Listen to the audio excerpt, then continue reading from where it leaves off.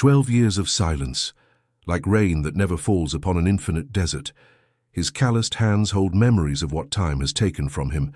In his eyes, the reflection of an unfulfilled promise, of a woman who died protecting everything. But fate, which had taken so much, now returns the unthinkable. In the green eyes of a stranger, Jacobo recognizes the possibility of redemption, a new dawn after the longest night. If this story of loss and hope touches your heart, gift us that small gesture that says, "I understand you." A simple like that becomes a shared embrace. And tell us, how do you think this meeting between two wounded souls seeking to heal together will end? The arid hills of Arizona stretched beneath an infinite sky, so immense it seemed to want to swallow the world. In this forgotten landscape, where the wind whispered ancient secrets among the reddish rocks, Jacobo Callahan had found refuge from his own memories. 12 years he had spent in that wooden cabin weathered by the sun, far from cities and men, accompanied only by silence and the ghosts that still inhabited the darkest corners of his memory. That morning, like so many others, Jacobo observed the horizon from the small porch. His eyes, the color of burnt coffee, traveled across the vast expanse that opened before him, while his calloused hands absently stroked Storm, his black horse. The animal snorted softly, as if sharing its owner's silent thoughts. "Another day. The same, friend," Jacobo murmured, and his voice sounded strange even to himself, rusted from little use. The sun was just beginning to appear behind the distant mountains, tinting the sky with shades of pink and orange. In that moment of changing light, when night had not yet completely surrendered today, Jacobo felt a fragile peace. It was the only instant when memories seemed to blur, as if they too dissolved with the nocturnal shadows. However, something in the air was different that morning. A subtle, almost imperceptible uneasiness that made Storm nervously shake his head. Jacobo felt it too, a disturbance in the perfect equilibrium he had built over years, as if the desert itself held its breath, anticipating a change. Jacobo entered the cabin and took his old spyglass, an object that had belonged to his father, and that he kept as one of the few links to his previous life. Upon returning to the porch, he unfolded it and scrutinized the horizon. In the distance, barely visible, a cloud of dust rose in the valley. The valley stretched like an open palm between the steep hills. Jacobo rode with determination, following the recent tracks that crossed the parched earth. The sun was already rising over the horizon, relentless, pouring its burning light over the stones and the scarce shrubs that stubbornly clung to life. It was then when he heard the desperate whinny of a horse. Storm responded with a snort, as if both animals could communicate in a language that humans had forgotten. Jacobo stopped, straining his ear. A moment later, he spotted the solitary figure approaching unsteadily. It was a woman. Her dress, which once must have been blue, was covered in dust and torn in some places. She moved with difficulty, occasionally leaning on rocks to maintain her balance. Behind her, at some distance, 3 riders could be seen advancing at a slow pace, like hunters sure that their prey had no escape. Without thinking too much, Jacobo spurred Storm and galloped toward her. The woman looked up upon hearing the approaching hooves. Her eyes, of an intense green that contrasted with the aridity of the landscape, opened with alarm. She tried to run, but her legs gave way and she fell onto the reddish sand. Jacobo quickly dismounted and approached with outstretched hands, in a gesture intended to reassure her. "I'm not going to hurt you," he said, his voice soft but firm. "Those men are following you," she nodded, her breathing labored. Up close, Jacobo could see the marks that sun and wind had left on her face, and something deeper, a fierce determination that burned in her gaze like a flame that refuses to be extinguished. "I'm Evelyn Hart," she finally responded, with a voice that, despite her exhaustion, possessed a crystalline clarity. "But I prefer to be called Eva." Jacobo nodded, respecting the formal introduction despite the circumstances. Then he looked toward the approaching riders. Without further words, he helped Eva mount Storm and then climbed up himself, spurring the animal toward the hills. Jacobo's cabin stood like an improbable refuge in the midst of the desert's vastness.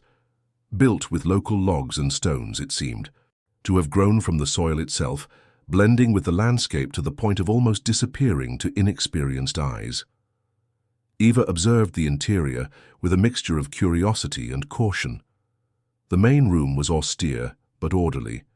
A hand-carved wooden table, 2 worn chairs, a small wood stove, and in a corner a narrow bed covered with a blanket woven with native motifs. The walls were bare except for an old map of the territory and a yellowed photograph framed in simple wood. Jacobo watched her as she surveyed the space with her gaze. There was something in the way Eva moved, in how her eyes registered every detail, that reminded him of a wild animal, always alert, always evaluating escape routes. "It's not much," he said, breaking the silence, "but it's safe. Those men won't find you here." Eva turned to him, studying him with the same attention she had devoted to the cabin. "Why are you helping me?" she asked, and the question floated between them like a dust cloud suspended in a ray of sunlight. Jacobo took his time to answer. He approached a cabinet and extracted a jar containing a greenish ointment. He placed it on the table along with a piece of clean cloth. "For your wounds," he explained, pointing to the scratches on Eva's arms. "And as for your question, here in the desert, helping those who need it isn't kindness, it's survival." Eva nodded slowly, as if weighing each word. Then she took the ointment and began to apply it with precise movements to her wounds. Her hands, Jacobo noticed, were strong and skillful despite their apparent delicacy. "Eagle Crest Mining Company," Eva said suddenly, without raising her eyes from her arms. "Those men work for Bartholomew Mercer."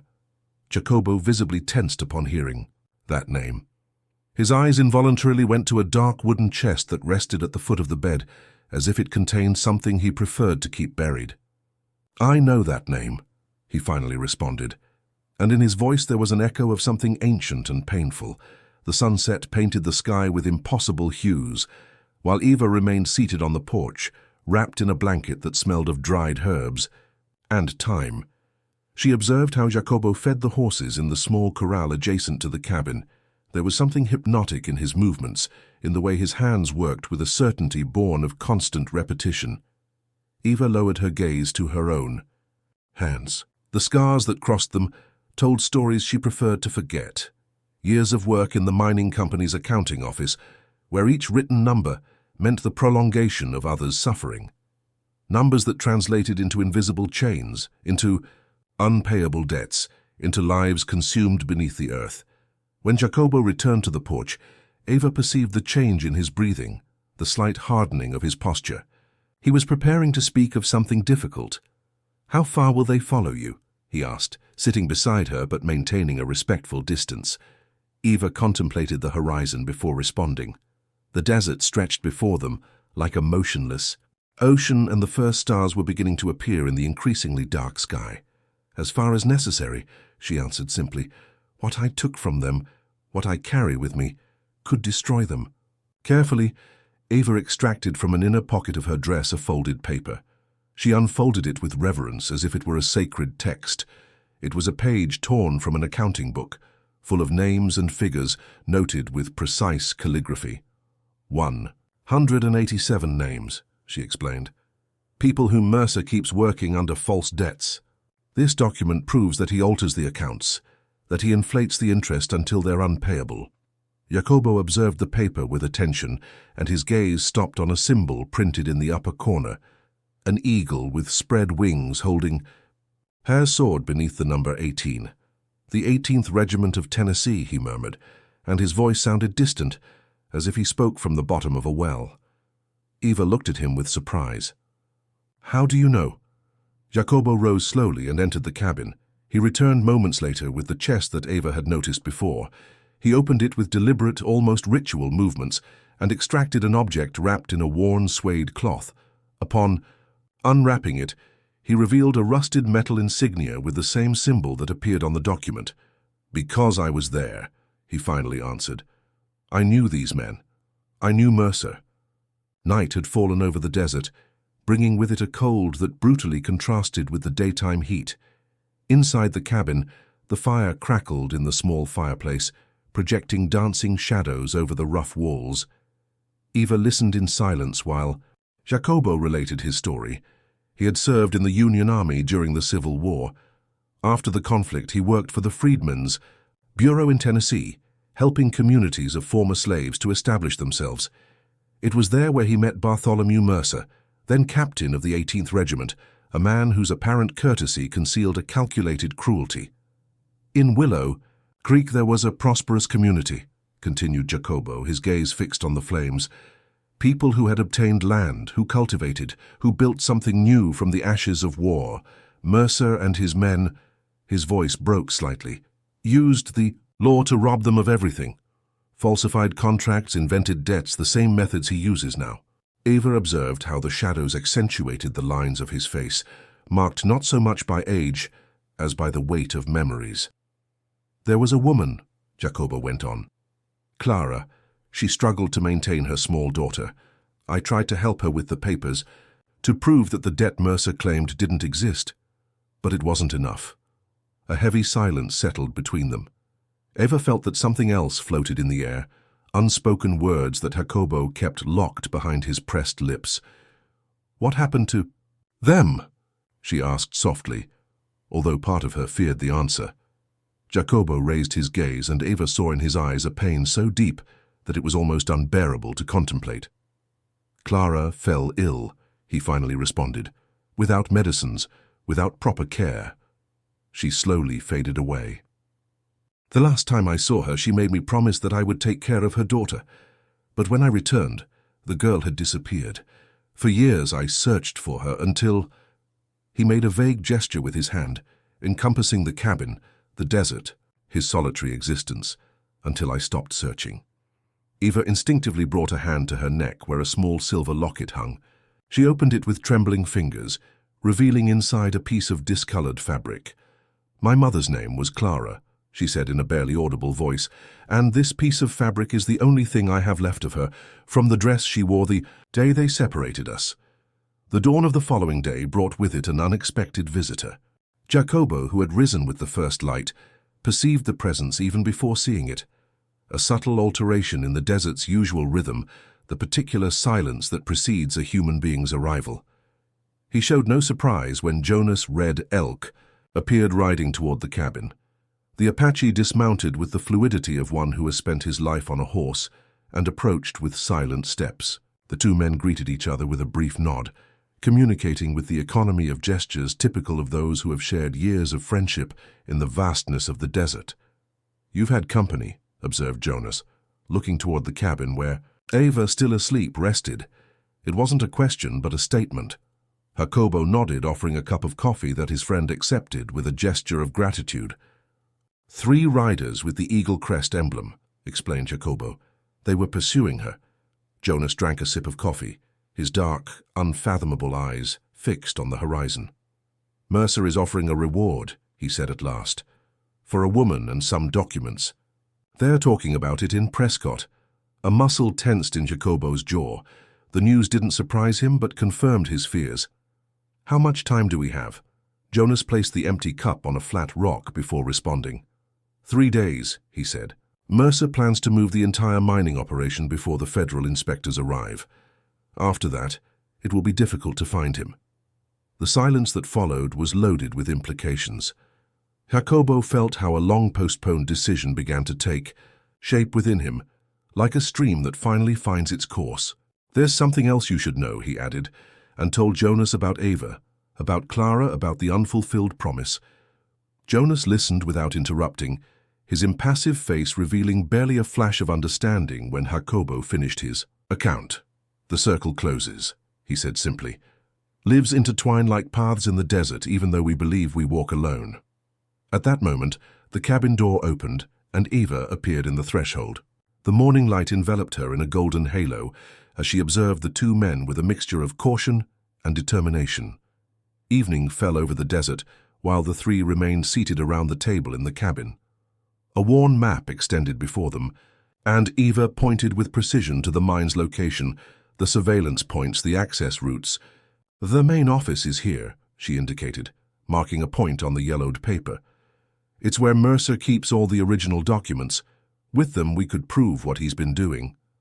Jonas studied the map with attention, his expert mind calculating distances, evaluating risks, tracing invisible routes. "There's an ancient path that skirts this area," he said, running a finger along a line that wound between rock formations. "Barely visible to untrained eyes. It would allow us to approach without being detected." Jacobo remained silent, his gaze alternating between the map and Eva. In the last few hours, something had changed in him. The resignation that for years had been his constant companion slowly gave way to an almost forgotten feeling. Hope. "Jonas," he said finally, "do you know Sheriff McCord? In Prescott?" The Apache nodded. An honest man, one of the few left. "We need you to go see him," continued Jacobo, "to explain to him what we know, to show him the page that Eva brought with her. If we get the rest of the documentation, McCord could act officially."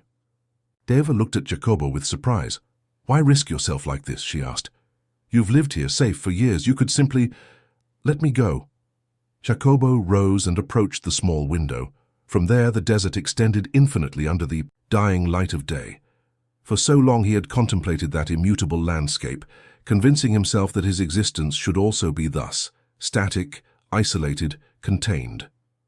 "Because 12 years ago I made a promise," he responded without turning around. "And because there are debts that aren't inscribed in any book, but weigh more than any chain." Eva approached him, stopping at his side in front of the window. She didn't touch him, but her presence, so close, altered the air between them like the heat that rises from the ground on the hottest days. "Promise me something," she said, her voice barely a whisper. "Promise me that whatever happens, you will remember that some chains can be broken." For the first time since Eva had arrived, Jacobo smiled, a small, almost imperceptible smile, but one that completely transformed his face, softening the lines that time and solitude had carved into it.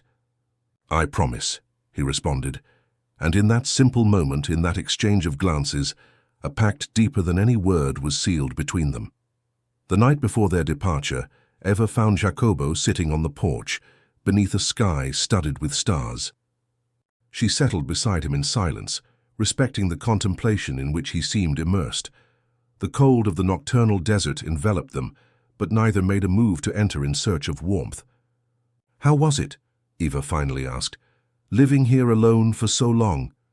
Jacobo considered the question, as if no one had formulated it before. Perhaps no one had.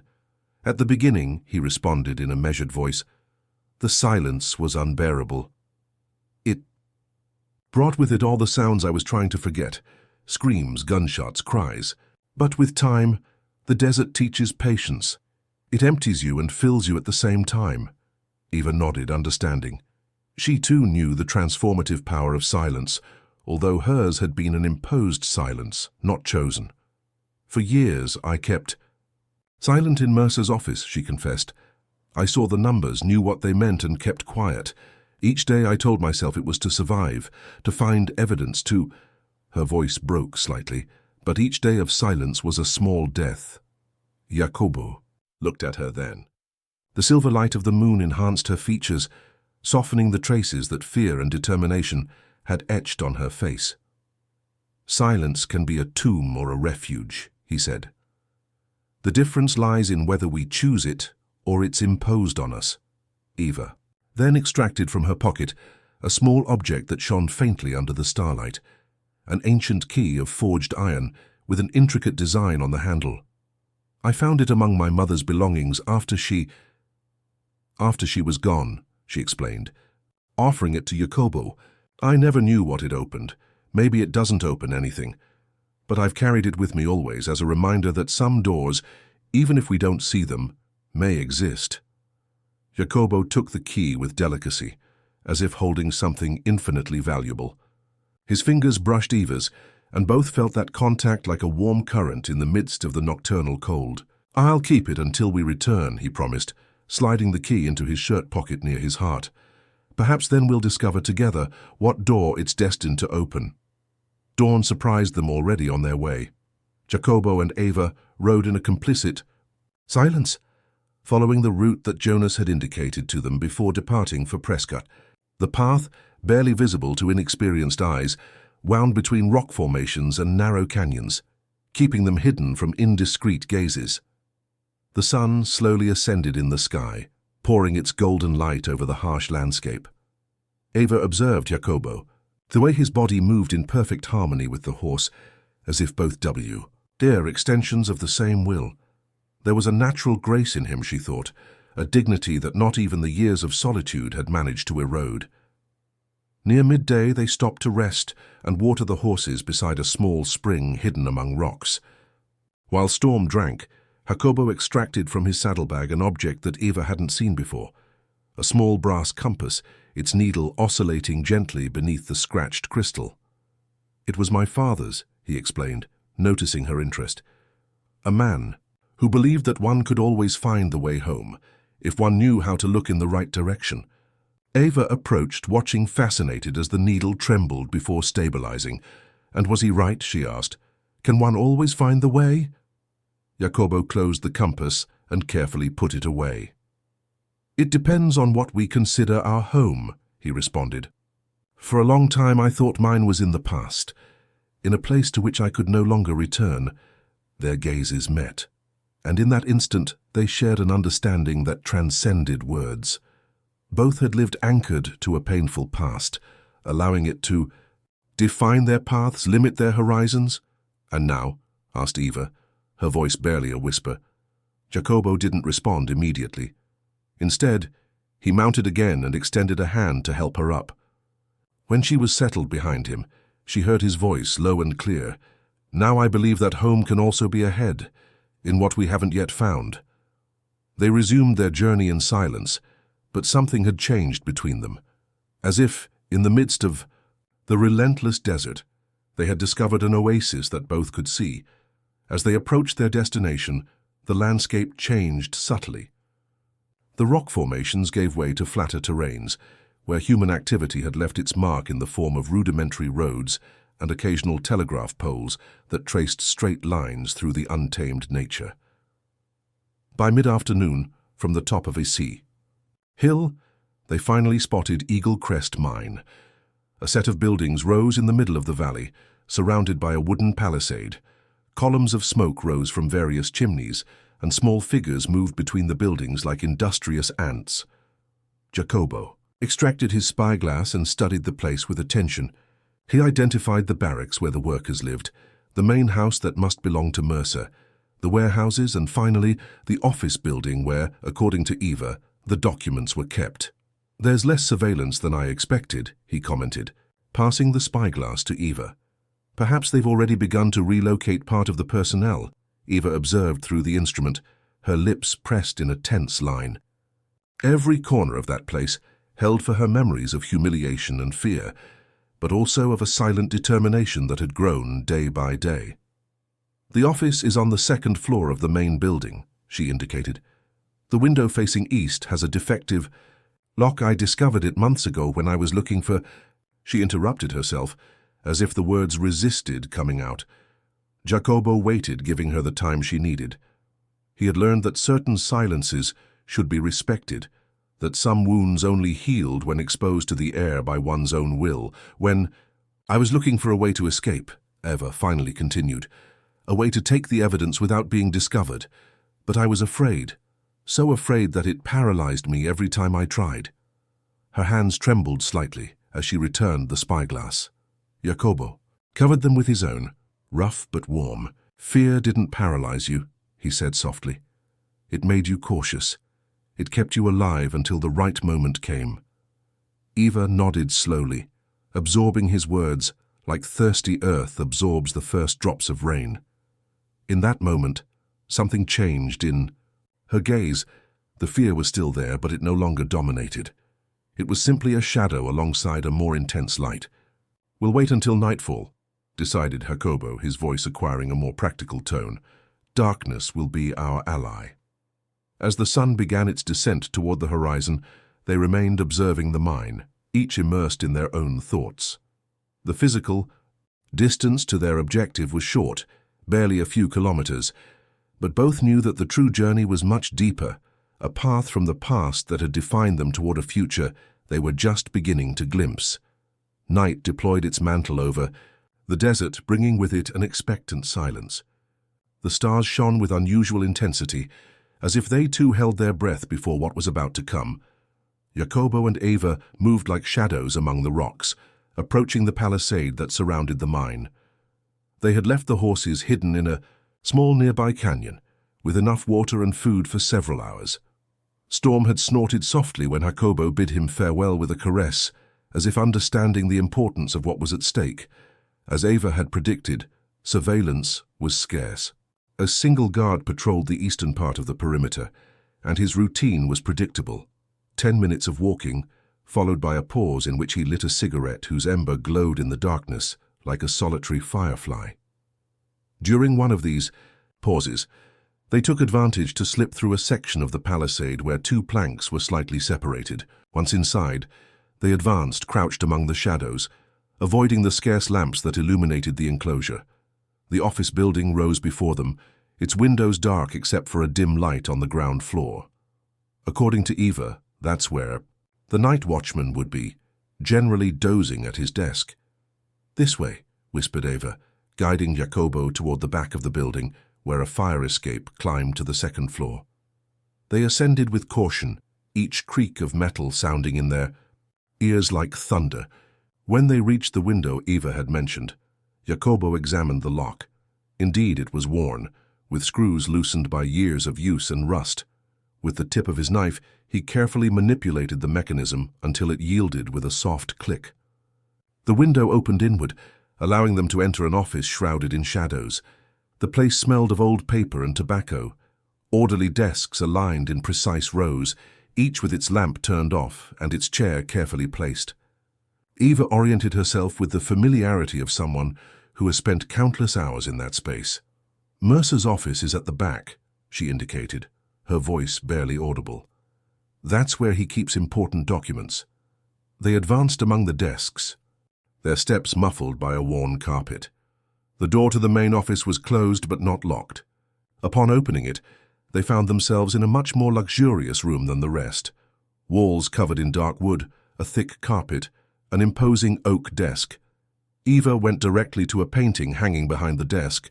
It depicted a middle-aged man in military uniform, his severe face looking toward an indeterminate point with an inflexible expression of authority. "His father," explained Eva, as she carefully removed the painting. "Mercer venerates him like a god." Behind the portrait, just as she had described, a safe was concealed, embedded in the wall. Eva observed the mechanism with frustration. "I never could figure out the combination," she confessed. He always made sure no one was present when he opened it. Jacobo studied the safe with attention. It was an old model, robust but not impenetrable for someone with experience. During the war he had learned certain tricks he preferred not to remember. "Step back a bit," he asked Eva, bringing his ear to the safe. With sensitive fingers he began to turn the dial, attentive to the almost imperceptible clicks of the mechanism. It was a slow process that required patience and absolute concentration. Eva watched, fascinated, holding her breath so as not to interfere. Finally, after what seemed an eternity, a more pronounced click was heard and the safe door opened slightly. "How did you—" Eva began, but she interrupted herself upon seeing what the safe contained. There, neatly arranged, were several accounting books bound in black leather. Eva recognized them immediately. The complete records of Eagle Crest, with all the manipulations, all the falsified debts, all the names. With trembling hands she took the most recent and opened it. Her eyes scanned the columns of numbers, confirming what she already knew. The complete evidence of years of fraud and exploitation. "With this," she whispered, her voice broken by emotion, "with this we can free them all." The return through the mine proved more complicated than they had anticipated. Although they had managed to store the books in a canvas bag that Jacobo carried across his chest, the extra weight made their movements difficult. Furthermore, time played against them. Soon it would dawn, and with the light the risk of being discovered would increase. Upon reaching the fire escape, they heard voices approaching. They hid behind some empty barrels, holding their breath while 2 men passed, chatting a few meters from them.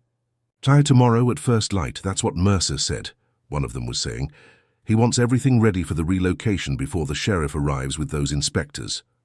Too much work for so little time, complained the other. And what about the woman? Did they find her? Not a trace, but Mercer is convinced she hasn't gone far. He says she knows too many secrets to risk seeking help in town. The voices gradually receded. When silence returned, Eva and Jacobo exchanged a lull. Ook loaded with urgency. Time was running out faster than expected. They descended the stairs and headed toward the breach in the palisade. They were about to reach it when a shout broke the stillness of the night. "Intruders! On the east perimeter!"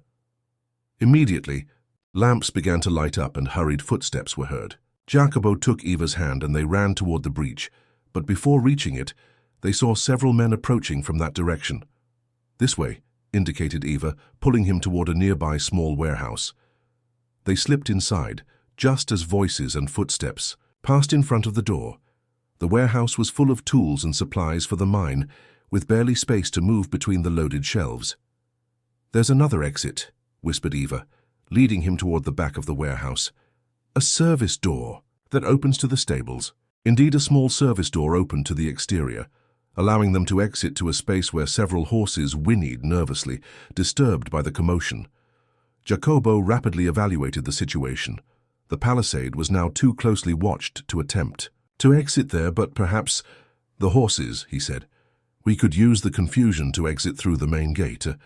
Eva nodded, understanding the plan. While Jacobo prepared 2 mounts, she approached the other horses and began to open the doors of their compartments. "This will create a distraction," she explained upon seeing Jacobo's questioning look. "The loose horses, the noise—" She didn't need to finish the sentence.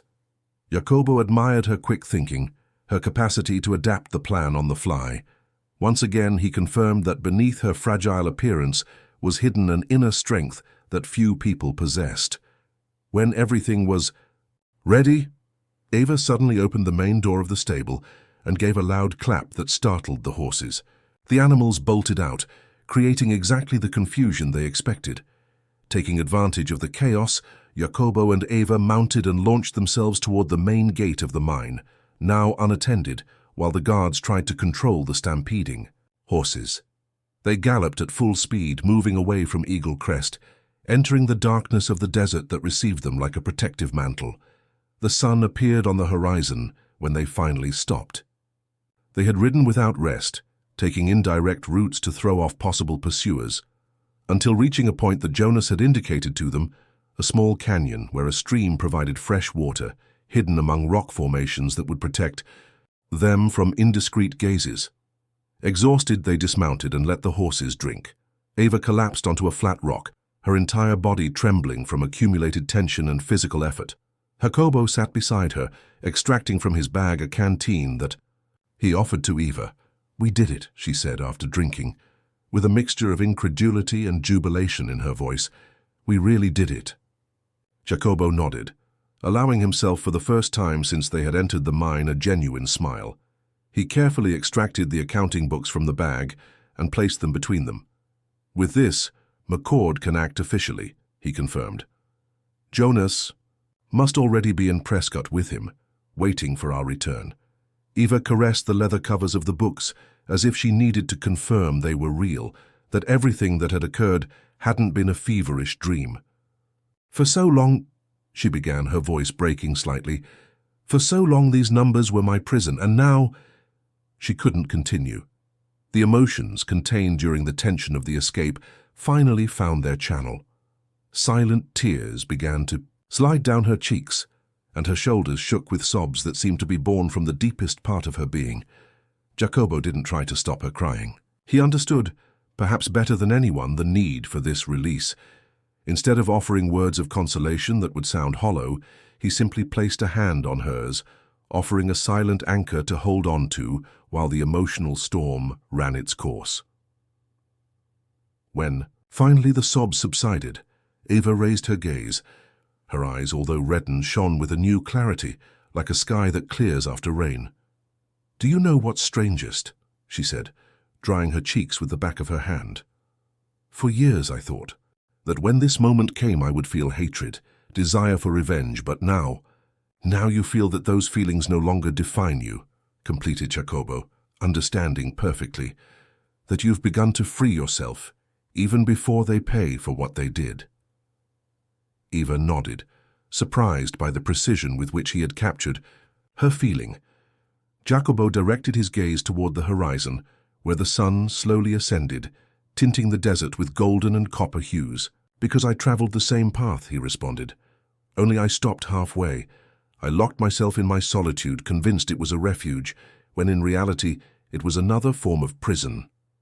Eva then took his hand between hers, a gesture so simple and yet so profoundly intimate that both felt how something transformed between them. "It's never too late to complete the journey," she said softly. Prescott rose in the distance like a mirage in the midst of the desert. Its wooden and stone buildings, its streets traced with geometric precision, represented the advance of civilization in those untamed lands. Jacobo and Eva rode side by side, no longer with the urgency of escape, but with the determination of those who know they are about to close an important chapter of their lives. The accounting books, carefully wrapped in waxed canvas to protect them from the dust of the road, rested securely in the saddlebags. As they approached the first buildings, they spotted two figures waiting for them, Jonas and a corpulent man with a sheriff's star pinned to his vest. Elias McCord, with his thick graying moustache and his direct gaze, was known in the territory for his unbreakable sense of justice. When they dismounted in front of them, the sheriff greeted them with a nod. "Miss Hart," he said, recognizing Eva, "your friend Jonas has informed me of the situation. The federal inspectors will arrive tomorrow on the midday train." Eva nodded, extracting the books from the saddlebags and handing them to him with a solemn gesture. "Here's everything, Sheriff," she declared. "Every name, every falsified figure, every fraudulent contract." McCord took the books with the respect of one who understands their value. He leafed through them briefly, his trained eyes immediately capturing the irregularities in the records. "This is more than sufficient," he confirmed. "With this evidence we can legally proceed against Mercer and ensure the liberation of the workers." Jonas, who had remained silent, stepped forward. "The news has already spread," he informed. "Mercer is accelerating preparations for the relocation. If we're going to act, it must be soon." The sheriff nodded with determination. "We'll depart at dawn," he decided. "I've gathered several volunteers, trusted men. This time the law will be on the right side." Eva felt how a weight she had carried for years began to lighten. It wasn't just the relief of having completed her mission, but something deeper. The sensation that a cycle was closing, that the wounds of the past, though they would never completely disappear, began to heal. "Thank you," she said simply, addressing not only the sheriff but Jonas and especially Jacobo. The sheriff said goodbye with a gesture and moved away, carrying with him the evidence that would change the destiny of so many people. Jonas, with his usual economy of words, informed them that he had prepared rooms for them in the small local inn. "Rest," he recommended. "Tomorrow will be an important day." When they were alone, Jacobo and Eva remained in silence for a moment, observing how the sun began its descent toward the horizon. The streets of Prescott filled with elongated shadows, and the first lamps lit up in the windows. "What will you do afterward?" finally asked Jacobo, his voice revealing a vulnerability he rarely allowed to surface. "When all this is over," Eva reflected on the question. For so long, her life had been defined by a single purpose that she had barely allowed herself to think about an after. "Sheriff McCord mentioned they need a teacher for the town's children," she responded after a pause. "It seems I have an aptitude for numbers. I could be useful." Jacobo nodded, a small smile appearing on his lips. "You would be an excellent teacher." Another silence followed, but it wasn't uncomfortable. It was the silence of two people who have learned to communicate beyond words, who find comfort in the simple presence of the other. "And you?" Eva finally asked. "Will you return to your cabin?" Jacobo directed his gaze toward the distant mountains, where his solitary refuge awaited him, just as it had done for the last 12 years. "Jonas mentioned that the mine workers will need guidance," he responded. "Many don't know the territory, don't know how to survive here. I could help, at least for a time." Eva smiled, understanding what this decision meant for him. a step outside isolation, an opening toward the world that for so long he had kept at a distance. As they walked toward the inn, Eva extracted from the pocket of her dress the key she had shown to Jacobo nights before. "I want you to keep it," she said, offering it to him, "as a reminder." Jacobo took it carefully, feeling its weight in the palm of his hand. "A reminder of what?" he asked, although something in his eyes suggested he already knew the answer. Eva came closer, reducing the distance between them until she could feel the warmth of his presence. "That some paths, though. They seem separate, can meet again." In that moment, as if responding to an unformulated question, Jacobo extracted from his pocket the small brass compass. He opened it, revealing the needle that oscillated briefly before stabilizing, pointing with unfailing precision. "My father used to say that a compass only has value when you know where you want to go," he commented as he placed the key beside the instrument. "I think I finally understand." Together they contemplated how the last rays of the sun reflected on the two objects, the key and the compass, symbols of what they had been and what they could become. On the horizon, the desert extended vast and immutable, but it no longer seemed a desolate wasteland, but a blank canvas waiting to be written with new stories. And so, under the twilight sky of Arizona, two souls who had wandered in solitude found finally a common path. It wasn't an ending, both understood, but the true beginning of a journey whose destination was yet to be discovered.